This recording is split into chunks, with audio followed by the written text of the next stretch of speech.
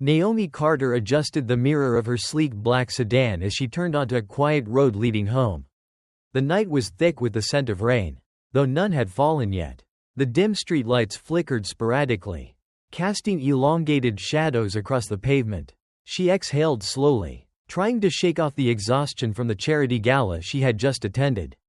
It had been a long evening, smiling, shaking hands, making promises to donors. Now, all she wanted was to get home, slip out of her heels, and fall into bed beside her husband.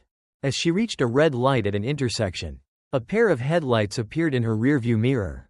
A police cruiser. It wasn't an unusual sight in the city, but there was something about the way it trailed her, matching her turns, that made her grip the wheel tighter. When the flashing blue and red lights ignited, a familiar pit settled in her stomach. She took a deep breath, pulled over, and rolled down her window.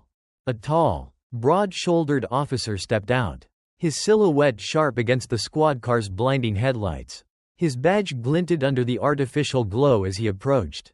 "License and registration," he demanded, his voice flat and devoid of courtesy. Naomi reached for her purse, her movements slow and deliberate. "Officer, is there a problem?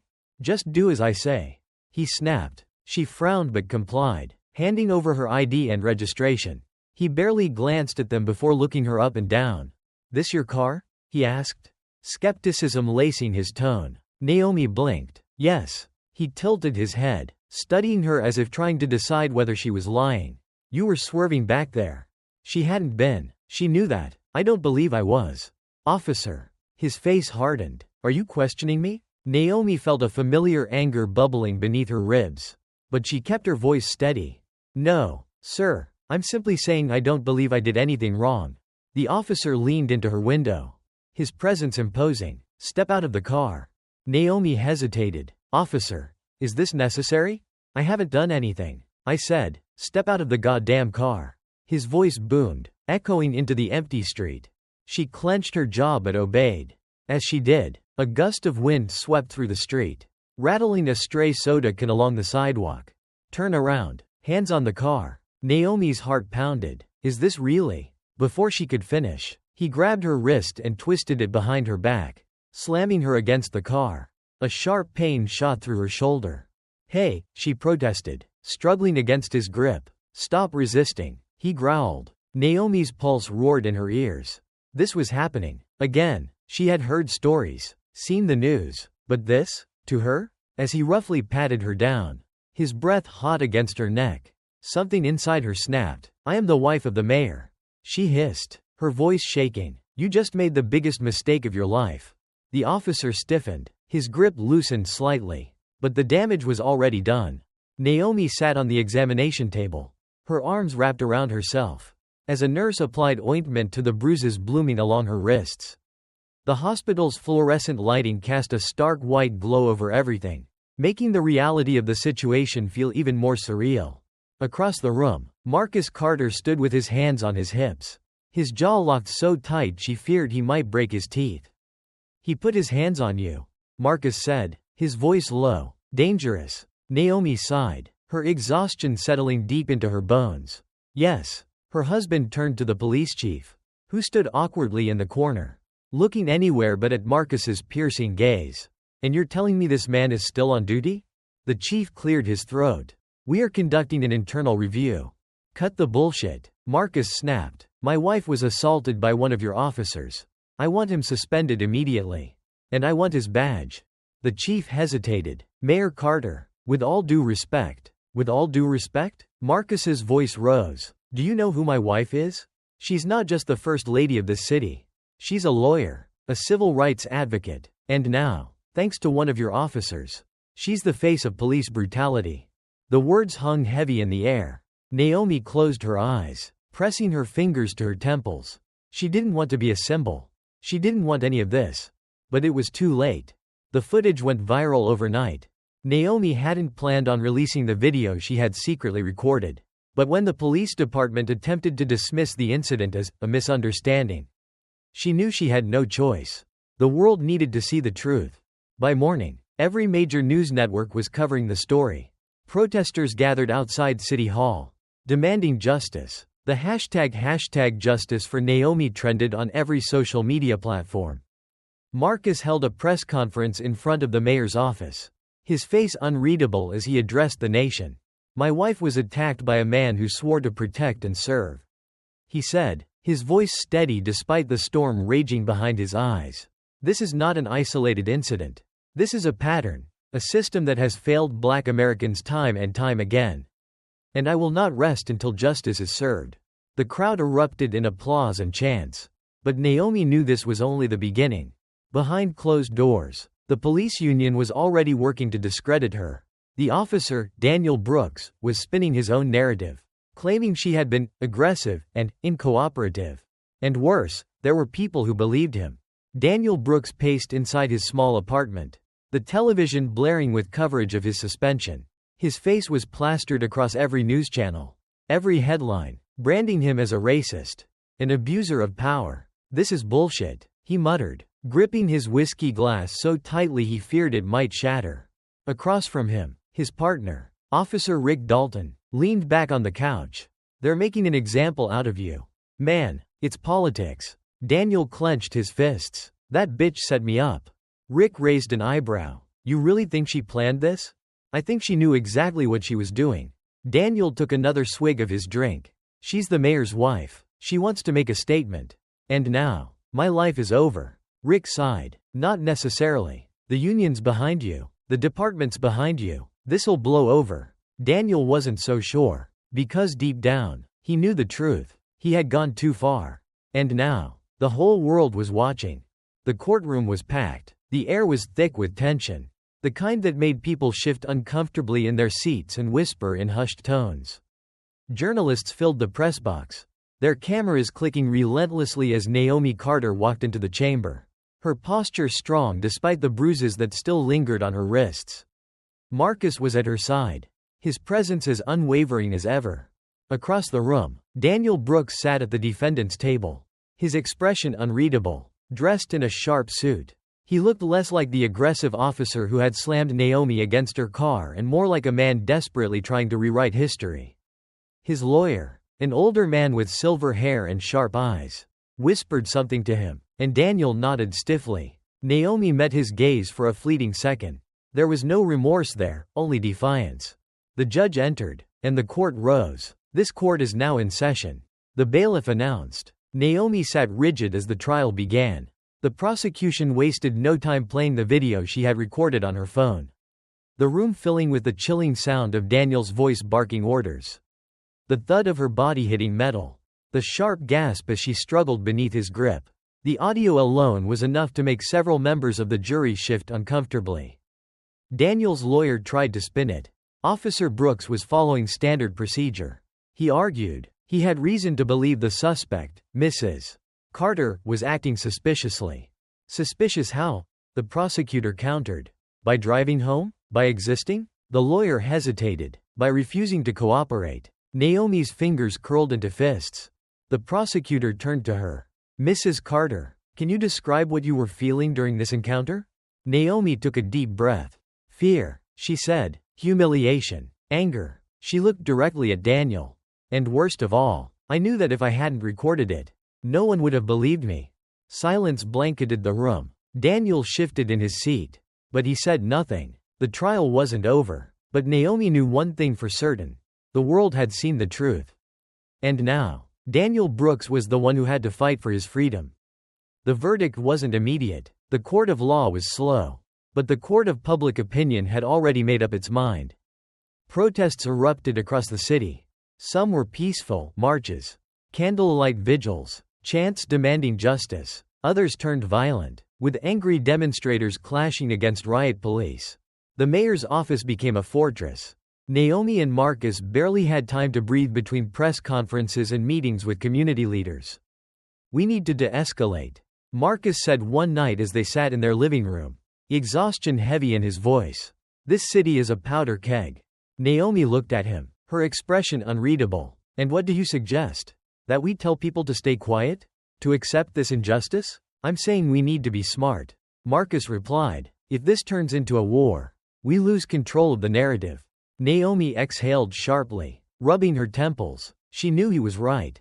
But the anger in her heart was too loud, too raw. Meanwhile, in another part of the city, Daniel Brooks sat in a dimly lit bar, nursing a drink. He wasn't alone. "They're hanging you out to dry, man," Rick Dalton muttered. "The department should be backing you, not suspending you. They're cowards." Daniel spat. "They know I did nothing wrong, but they're too afraid to say it." Rick leaned in. "You still have people on your side. People who don't want to see this city fall into chaos. Maybe it's time we remind them who really runs the streets." Daniel smirked. He liked the sound of that. Naomi sat in her office at the law firm, the dim glow of the desk lamp casting shadows across the stacks of case files. The city was on edge, and every day brought new threats, new battles. Her phone buzzed. She picked it up, her stomach knotting as she read the message. "You should have stayed in your place." She swallowed hard. It wasn't the first threat she had received, but this one felt different, colder, more personal. Marcus was already dealing with enough. The last thing she wanted was to worry him. But deep down, she knew this wasn't something she could ignore. Later that night, she met with Jake Turner, the young officer who had secretly come forward to expose the corruption in the department. "They're protecting Brooks," Jake said, glancing around nervously. "There's a whole network of them, cops who think like him, who believe they're untouchable." Naomi's stomach twisted. "And you're telling me they're planning something?" Jake nodded. "They're angry, and they're not going down without a fight." Naomi's pulse quickened. She had expected backlash, but she hadn't realized just how deep the rot went. Across the city, Daniel Brooks sat in a warehouse with a group of men in plain clothes. Guns rested on the table between them. "It's time we take this city back," he said, his voice low and dangerous. "And we start with Marcus Carter." Marcus Carter was no fool. He had spent years navigating the treacherous waters of politics, and he knew when the tide was turning against him. Late one evening, as he stepped out of his office, his security detail moved in close. They had been on high alert since the threats against Naomi had escalated. As they approached the parking garage, something felt off. "Sir, we need to take a different route," his lead security officer said. Marcus nodded, but before they could move, the sound of screeching tires echoed through the structure. Headlights flooded the space, and suddenly, masked figures emerged, guns raised. "Get down!" Shots rang out. Marcus's security detail returned fire. Chaos erupting in an instant. The air filled with the acrid scent of gunpowder and the sound of shattering glass. Marcus ducked behind a concrete pillar, his heart hammering. This wasn't just intimidation anymore. This was an assassination attempt. Back at home, Naomi's phone rang. She answered it, her breath catching when she heard the frantic voice on the other end. "Naomi, it's Marcus." There was an attack. Her vision blurred. They had crossed the line. And now, there was no turning back. Naomi gripped the phone so tightly that her knuckles turned white. The words echoed in her mind. There was an attack. Her heartbeat pounded in her ears as Marcus's security detail relayed the situation. He was safe, but barely. Shots had been fired. Lives had nearly been lost. "Where is he?" she demanded, already grabbing her coat. "At the emergency safe house." The agent responded. "We neutralized the threat, but this isn't over. We need to move quickly." Naomi's hands trembled as she slid into the backseat of the black SUV waiting for her outside their home. She barely registered the city lights flashing past as they sped through the streets. When they arrived at the safe house, an unassuming brick building tucked away in a quiet neighborhood, she pushed past security and rushed inside. Marcus sat in a leather armchair, his suit jacket draped over the back of the chair, his shirt slightly blood-stained from where a bullet had grazed his arm. His face was pale but set with determination. Naomi fell to her knees beside him, pressing her forehead against his. "Are you hurt?" she whispered. "Nothing serious," he murmured, brushing his fingers lightly over her cheek. "But Naomi, this wasn't random. They were professionals. They came prepared." She pulled back, eyes searching his. "Daniel." Marcus nodded. "He's escalated. He's not just hiding behind legal protection anymore, he's playing dirty." Naomi sat back, taking a deep breath. She had known that taking this fight to court wouldn't be easy. But she hadn't expected it to turn into a full-scale war. "We have to take him down," she said, her voice steadier than she felt. "Not just him, all of them." Marcus reached for her hand, his grip firm. "Then we do it together." The city wasn't safe for them anymore. But they weren't backing down. Naomi stared at the wall of documents and photographs spread across their dining room table. Every thread of corruption within the police department. Every whispered cover-up. Every name tied to Daniel Brooks, it was all here.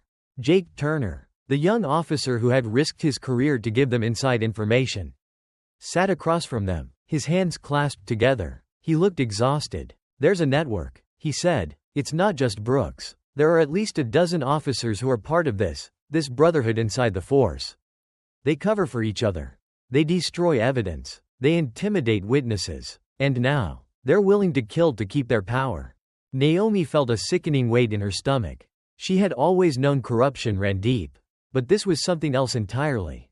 "Who's at the top?" Marcus asked. Jake hesitated. "It's hard to say. But Brooks isn't acting alone. He's being protected." Naomi clenched her fists. "Then we take away his protection." Jake sighed. "Easier said than done. These guys? They have judges, prosecutors, even city officials in their pocket. If you go after them, you better be prepared for the fight of your life."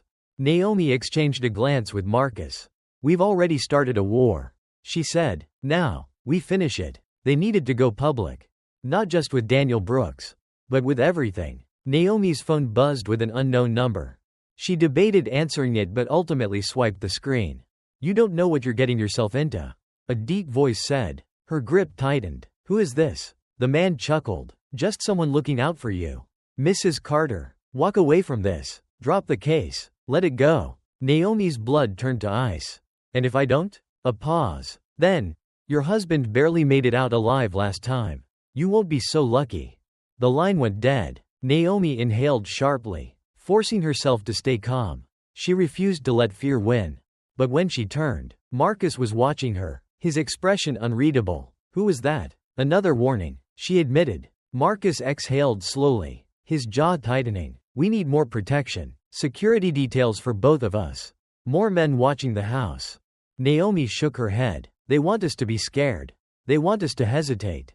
Marcus studied her. "You're not going to, are you?" She lifted her chin. "No. If anything, the threat had only solidified her resolve. She wasn't going to stop." Daniel Brooks sat in the dimly lit bar, nursing his third drink. The news had been relentless. His name was everywhere. Protesters outside the courthouse. Journalists dissecting his case. Political figures demanding action. He had lost his badge. He had lost his job. But he wasn't done yet. Rick Dalton slid into the seat across from him. "You here?" Rick said, signaling the bartender for a drink. "More of our guys got suspended today.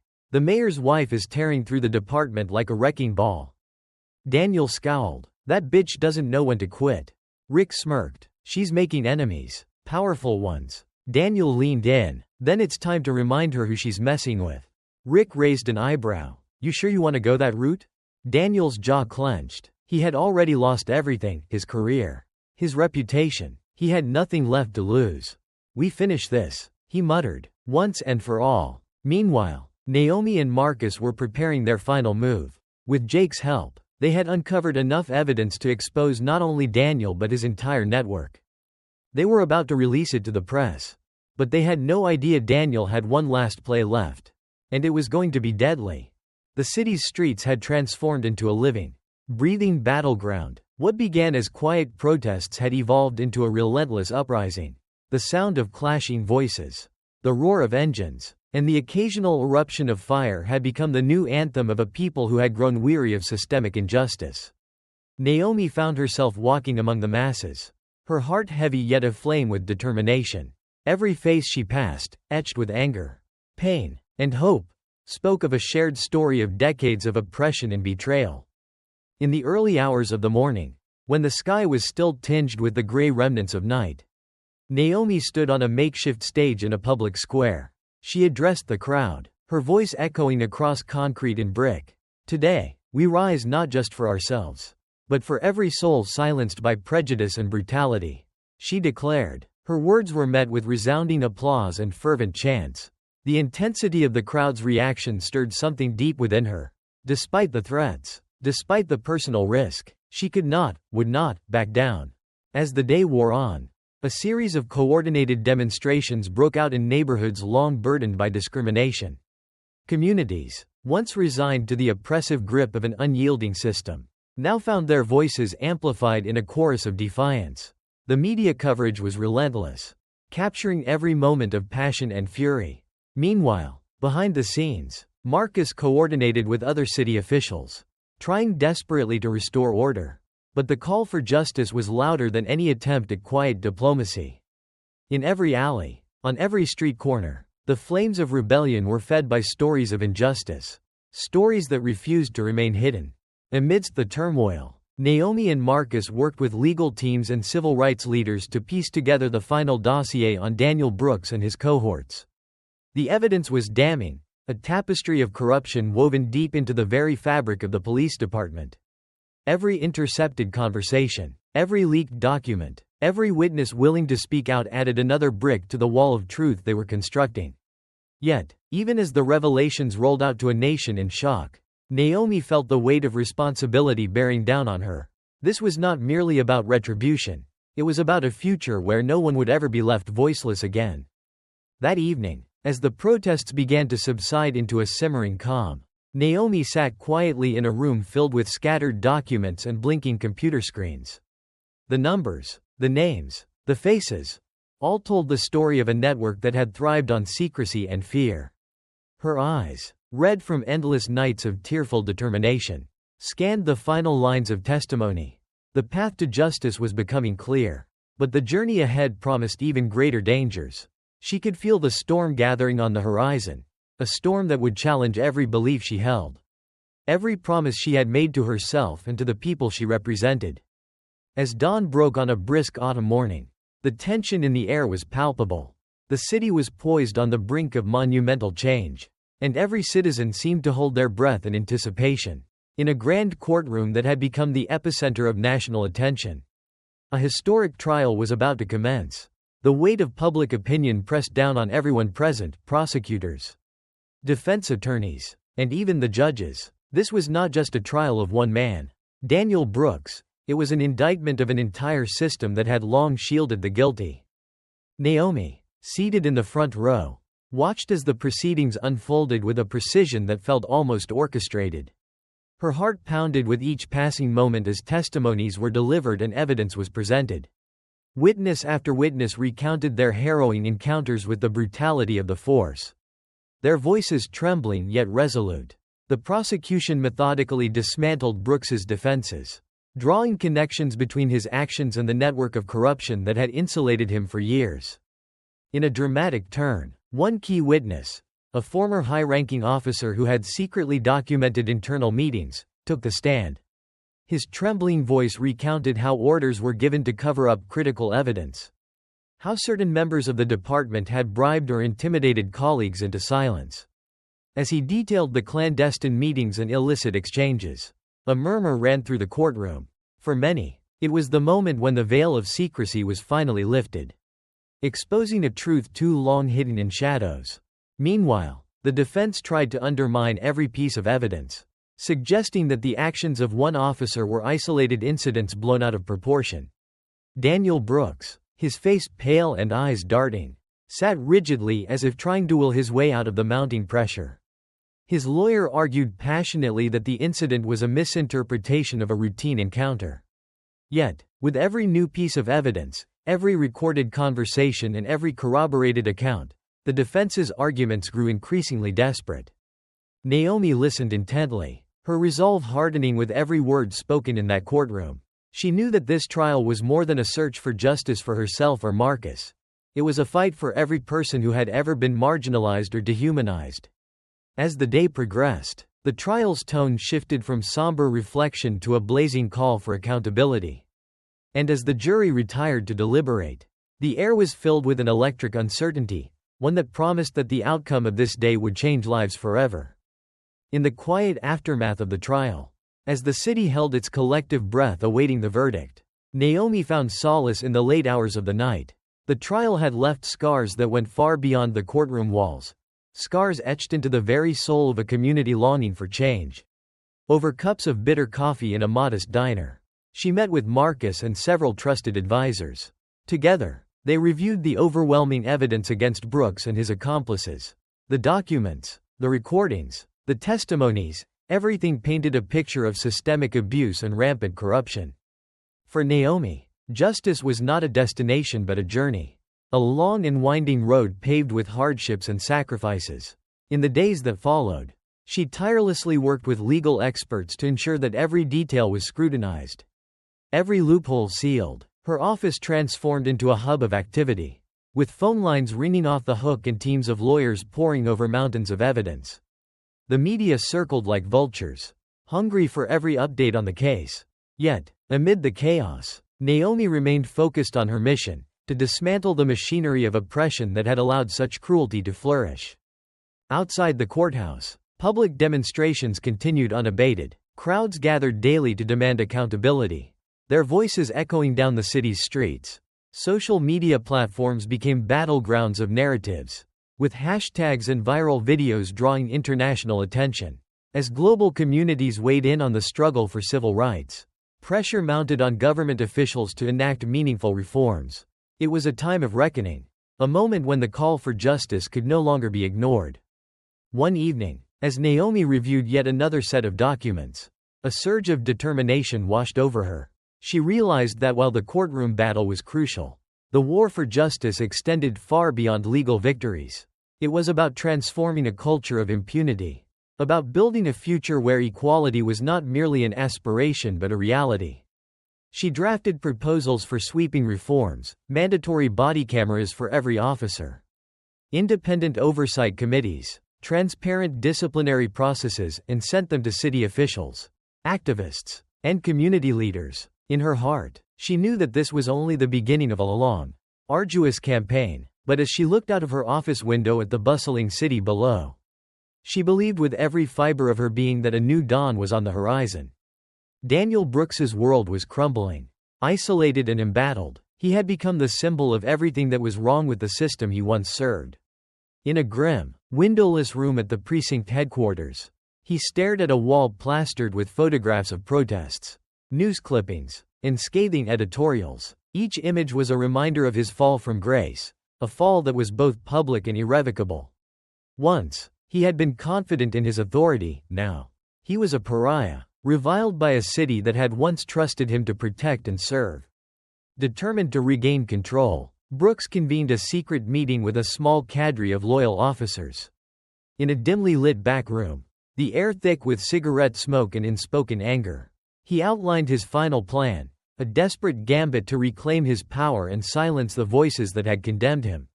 "We've been pushed into a corner," he growled, his eyes gleaming with a mix of rage and despair. "They think they've won, but we still have the tools to fight back. We can still take back this city."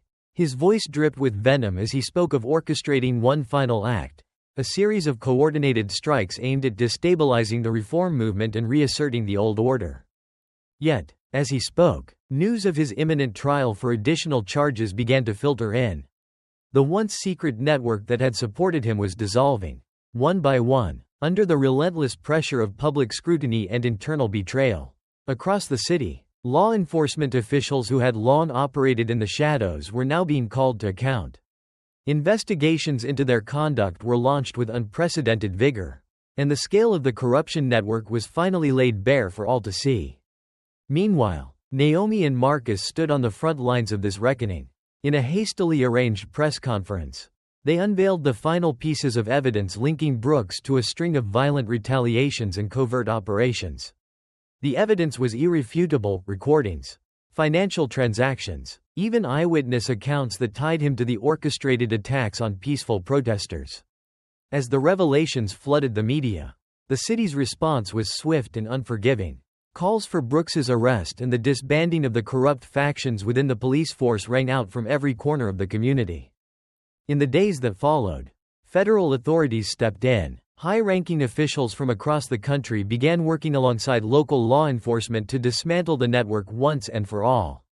The very institutions that had once been complicit in covering up the abuse were now being overhauled. As the day of Brooks's final sentencing arrived, a heavy silence descended over the courtroom. The air was charged with anticipation, as if every citizen in the city was holding its breath for justice to be finally served. Naomi, her eyes steely with resolve, watched from the gallery as the judge delivered a verdict that would reverberate far beyond the confines of the courtroom.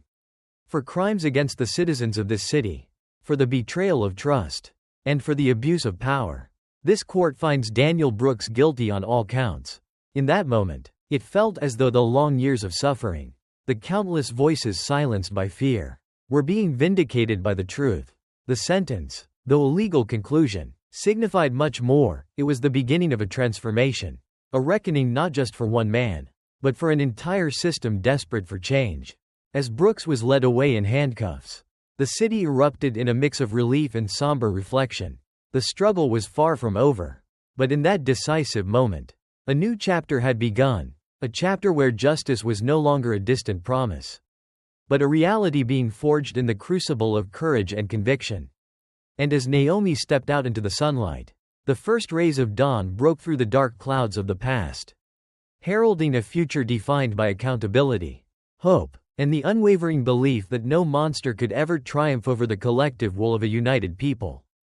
The city was still reeling from the courtroom verdict when Naomi and Marcus found themselves back in the war room, a private, heavily secured space within the mayor's office where critical decisions were made. The walls were lined with whiteboards filled with case files, names, and strategies for dismantling the remnants of Daniel Brooks's network. The victory in court had been monumental, but Naomi knew that taking down a single man would not be enough. The system that had enabled him still stood, battered but not broken. As she sifted through the latest intelligence reports, her phone buzzed. It was Jake Turner. "We have a problem," he said, his voice tight with urgency. "There are still people on the inside trying to cover for Brooks. He may be in prison, but his allies in the department are scrambling to destroy records and bury the past before we can expose them." Naomi clenched her jaw. She had suspected as much. "How deep does it go?" "Deep," Jake admitted. "There's a faction inside the force, cops who still believe in protecting their own, no matter the cost, and they're willing to go to extreme lengths to keep their secrets hidden." Naomi knew what that meant. Evidence would disappear, witnesses would recant, even those willing to testify against corruption might suddenly find themselves in danger. She turned to Marcus. "We need to act fast," she said. "If we don't root them out now, they'll rebuild everything we just tore down." Marcus nodded. "We'll bring in federal oversight. A task force. We'll turn every goddamn rock over until there's nothing left for them to hide behind." By nightfall, the plan was in motion. Federal investigators were brought in to seize documents and conduct interviews. The mayor's office released an official statement promising sweeping reforms. The press went into a frenzy, and the city held its breath, waiting to see whether this would be the turning point or just another failed attempt at accountability. Naomi had spent years fighting for justice, but now, for the first time, she felt like she was no longer just fighting against a system, she was tearing it down from within. The threats came quickly. First, through anonymous messages, emails, texts, voicemails left at odd hours of the night. Then, in more direct ways, a bullet-riddled car belonging to a journalist covering the case. A break-in at the office of a civil rights lawyer working with Naomi's team. An attack on a young officer who had dared to testify against his fellow cops. The city was unraveling. Marcus doubled Naomi's security detail, ensuring she was never alone. But she hated the feeling of being watched, of being trapped by the very system she was trying to change. She had always believed in facing injustice head-on, but now the fight was on her doorstep in a way she had never expected.